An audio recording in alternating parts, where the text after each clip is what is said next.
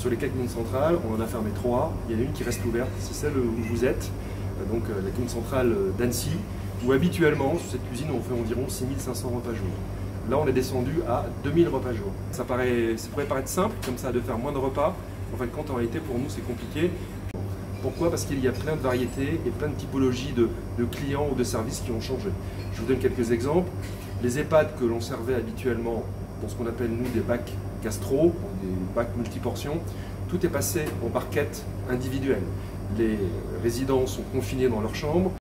Et nous, ça demande un gros travail d'organisation du travail, des manipulations différentes, beaucoup de petites choses à faire que l'on ne faisait pas forcément avant.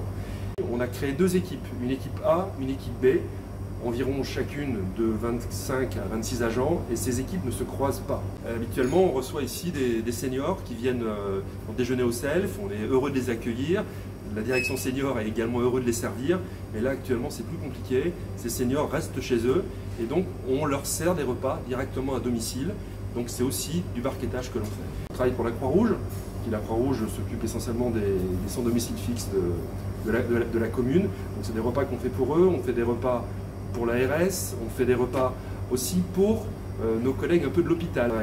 Pour l'hôpital d'Annecy et un peu pour l'hôpital de Thonon-les-Bains. On a prêté du matériel aussi, hein, pour vous donner une idée, des EHPAD, je vous disais, on a prêté des plateaux, des chariots. À l'hôpital d'Annecy, on leur a prêté également un chariot froid.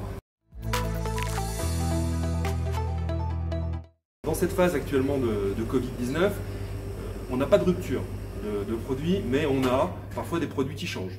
Un fournisseur nous dit j'ai plus tel produit, est-ce que je peux vous mettre ça à la place? Alors évidemment on change de mue derrière, on avertit, ça peut bousculer un peu, mais grosso modo on peut se dire quand même que nos fournisseurs suivent et c'est plutôt très bien. Les produits sont barquettés, alors qu'avant ils n'étaient pas tous forcément barquettés. Là donc on met une équipe importante en barquettage. Les produits sont barquettés, ils sont étiquetés, on sait dedans évidemment ce qu'il y a dans les barquettes, on les stocke et puis après le lendemain matin on prépare des paniers repas, en fin de compte, dans des espèces de petits sachets en papier qui vont être préparés soit pour le CIS, pour le partage à domicile habituel que l'on fait depuis des années, soit pour la direction senior qui après va aller livrer les repas. Je tiens à remercier les directions qui nous aident, hein, il y a plein d'agents qui sont portés volontaires. Merci à tous ceux qui nous aident, merci à tous ceux qui se sont portés volontaires, qui ne nous ont pas encore aidés, mais on ne manquera pas de faire appel à eux si nécessaire. Nous sommes 2, de 8 h jusqu'à 9 h moins le quart.